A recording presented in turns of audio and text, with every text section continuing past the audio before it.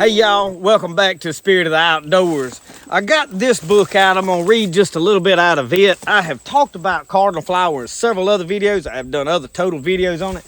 This year, this is a cutover. They cut this last year, and this cardinal flower popped all up where it's been really, really wet. Well, in the last little while, it has gotten really dry, and you can see a lot of it behind me is starting to die.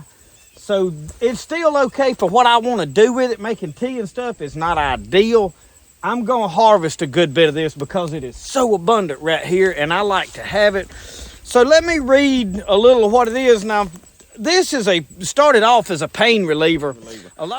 So let's start it out. They used it for pain.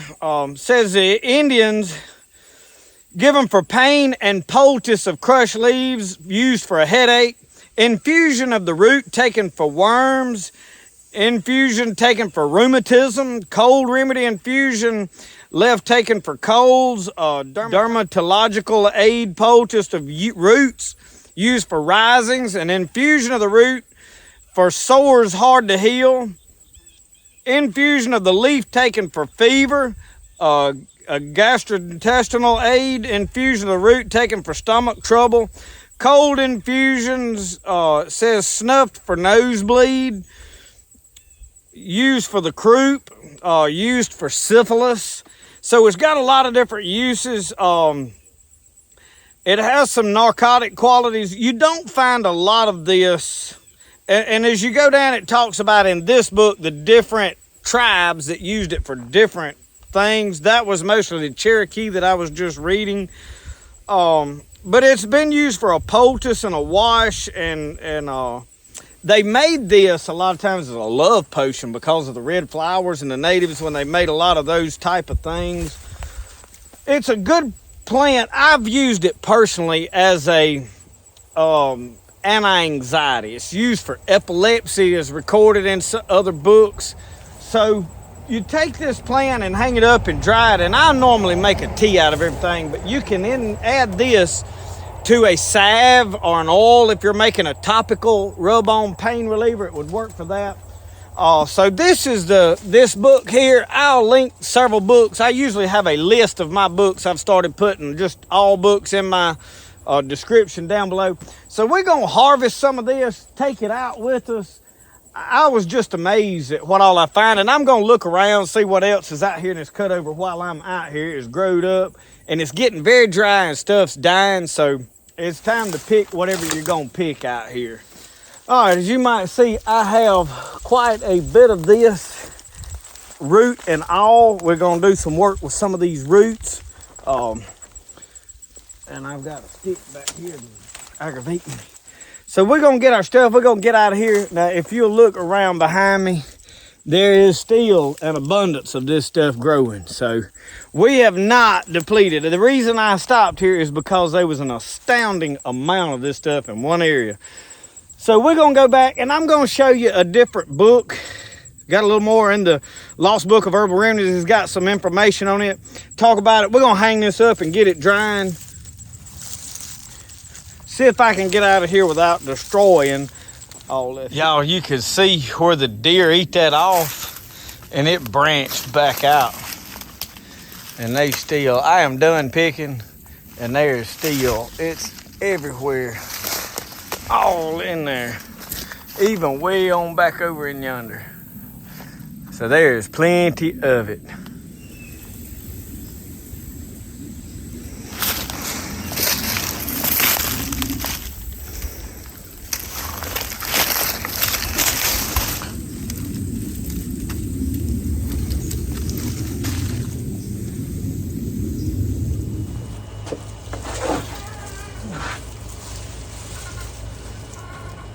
All right, y'all, I have got a load. Okay, I've got a small bucket of water right here.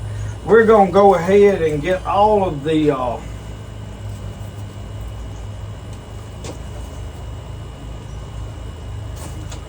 knew that was going flying. I'm gonna throw all of these roots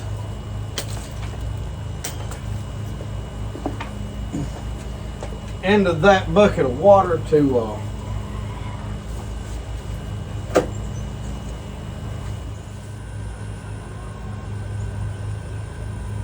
So what I do is I loop a string around this, sort of into a bundle. And then with that, I'm going to start taking these like this, and I'm going to hang them inside of my shed in here, hanging up where the air conditioner's blowing. I have found that air stirring with that air conditioner dries it a whole lot faster and better than anything else. So this that I hung up out here, I'm going to take in there as well, hang everything inside. I just want to talk to you about this other plant and this one a little more as well, but I want to get all this put up before we go in depth talk about it. I'll leave one laying out here so we can discuss what we're doing. But you just see this bundle. I got me a 5-gallon bucket of water. I just dipped up. I'm fixing to cut all of these roots right here with my knife loose. You see this one I have done cut and washed some out there, but I'm gonna drop it back in there. So what I'm gonna do is I'm gonna take this and I'm gonna cut it like this. See, that was 3 together. I had to cut all 3 of them in one whack. I'm gonna stick it down in here and just do this number. And as it soaks, that water will come loose. And then I've got all of these stalks cut that I will hang up. So that way you see what I'm doing and how I'm going about it, okay? Right now I'm just gonna chop them and drop them. And that stem is gonna give me somewhat of a handle. And I'm gonna make a root medicine out of the rest of that. See, there's just a root that I found. Drop it in there.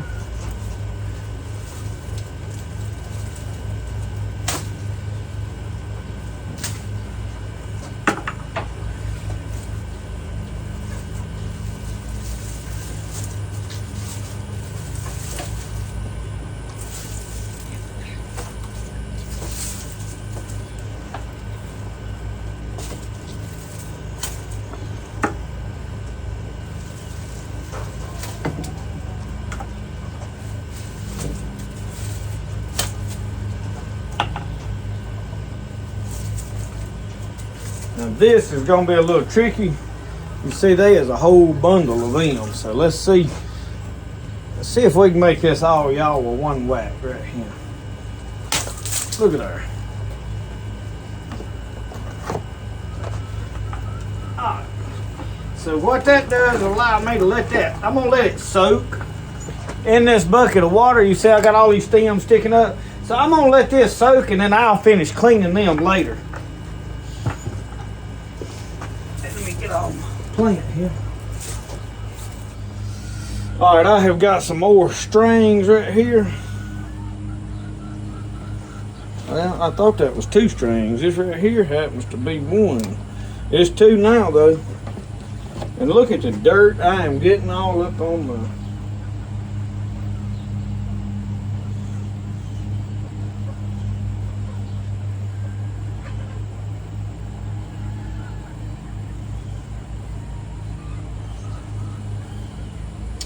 Alright, let's get these hung up now. Some of them are a little drier than I wanted. I'm throwing them. I pulled them dry ones and brought them home for the purpose of having the root that was still on there. The roots was, in fact, once they dried out there in the ground, started dying, the reason the medicinal properties of that plant, y'all look how long the flower head of this one is. Good Lord. And I may actually cut, I'm gonna, see it's bowed, I'm gonna break that in 2 right here. And pull that up again because I don't need that bundle of stuff that long. Y'all, this is one of the most beautiful wild medicinal plants out there. In my opinion. Now everybody's got their own opinion. Y'all know what they say about opinions.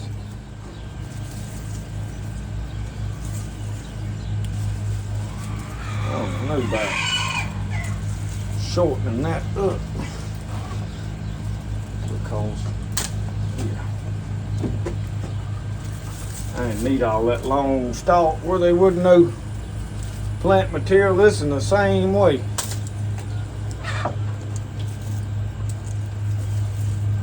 I may can get most of this in one bundle. I hope so. I don't need like 200 bundles of this junk hanging everywhere drying. I use this more as anti-anxiety than I do anything. I wanted to leave one out here to talk about. So it'll be that one. The rest of these already dry. Hanging up. These I cut see how they already dry and dead. I got them to bring home. I cut the roots off of them.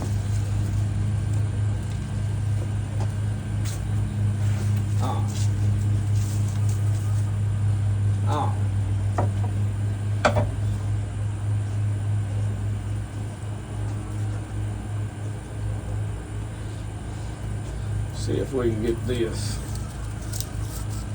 around like we want it. Alright, see, I got another bundle.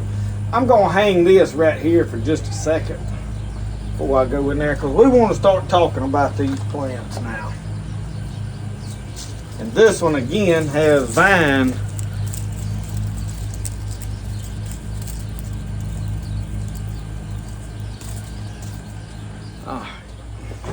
Okay, y'all, one more thing. In this book, I wanted to read some of what it said about Lobelia cardinalis.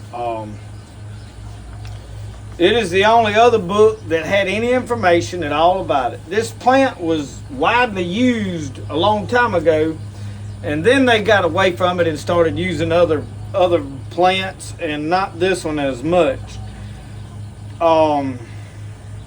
Medicinal use says traditional use for cardinal flower below. It isn't used as often as it used to be in herbals and medicine, but it's still an important plant to know. All parts are used medicinally. That means the flowers, the stem, the leaves, and the root. Bronchitis. Cardinal flower is used as an expectorant for bronchitis. Epilepsy, diphtheria, and tonsillitis. The anti-inflammatory and narcotic properties of the roots help it treat convulsive and inflammatory diseases such as these. It relaxes spasms and allows the body to heal. Eye diseases. A weak tea made from 1 tablespoon of root or leaves per cup of boiling water. 1 spoonful for a cup of boiling water is useful as an eye wash. Now obviously don't put it in there boiling, okay? Use some common sense. You boil it and then let it cool. It's more of a decoction than a tea then. Decoction, you boil, and infusion, you just make warm tea. Sprains, bruises, and skin irritations. It is an external application for relieving pain and encouraging healing in sprains, strains, and bruises and other surface irritations. Try cardinal flower tea or lobelia seed vinegar preparation. It relaxes the muscles and seeds, healing through what I prefer other plants for this use. Or it said, though you prefer other plants for this use, but it will work. It says some other plants in the lobelia genus are toxic. So it don't say which ones. Symptoms of toxicity would include nausea, vomiting, and diarrhea, excessive saliva, weakness, dilation of pupils, convulsions, or coma. So, mind which one you use. This one, not so. Use the fast method only in emergencies. A slower maceration is best. Ingredients: 4 ounces of powdered lobelia seed and 1 quart of vinegar. Macerate the vinegar and the seed powder for 7 days, shaking daily. Filter the mixture through a coffee filter to remove the seed powder. Store in a cool, dry place. Fast method: place the vinegar and the seed powder on the top of a double boiler and cover. Bring water to a simmer in the lower pot. Warm the vinegar mixture this way for 1 hour. Cool and strain. So anyway, this is some of that, and this is the page that it's on. This is in the Lost Book of Herbal Remedies. And I know a lot of people ask about this book. There is a lot of medicine making. It is a good book. I don't use it as much as I do some of the others, but now at times like this is why several different books are important. So this is Lobelia Cardinalis, y'all. I just wanted to do a little more in-depth video on it. I have covered it several times. Now what I have done in my experience is I make a tea out of the whole thing, and cardinal flower by itself, and mostly I use the leaves, and I make an anti-anxiety. I have noticed that the stronger you make it, the better it works, calming, and that is what I use this plant for. You need to experiment and do your own research, okay? Don't just take the method and the stuff that I tell you and run with it and just go do it. Get you a book, look on the internet, do some research before you use anything. And always use a little bit of something first to see if your body reacts differently. Just because it don't affect me negatively, you may be allergic to it. So, and this is just basically what I do is this is the way the old natives would have made them some medicine, made them a tea to use for this stuff. And a lot of what this is Native American remedies. So as we're go through our medicine making and talking about medicinal plants, is in the spirit of the historical what the Native Americans do. And this is a book that I go to a lot. Now I wanted to show y'all inside of this book there is no identification. I mean, you see, this is what it uses for identification with plants. And let me get to the page that had what we were looking for. This is where I read about cardinal flower. That is what it had. So there's not a lot of information in there. It does say that it is somewhat of a fever reducer, antispasmodic, making it good for coughs, muscles in your diaphragm, also relaxing muscles in your digestive system, stomach aches, cramps, colds, flu, respiratory tract. Says it is a nervine for insomnia, anxiety, and stress relief. These are notes that I had written down and put in this book when I was studying on the internet. So anyway, this is just a good medicinal plant. I wanted to talk to y'all about Lobelia Cardinalis, and y'all, now I have an abundance of it.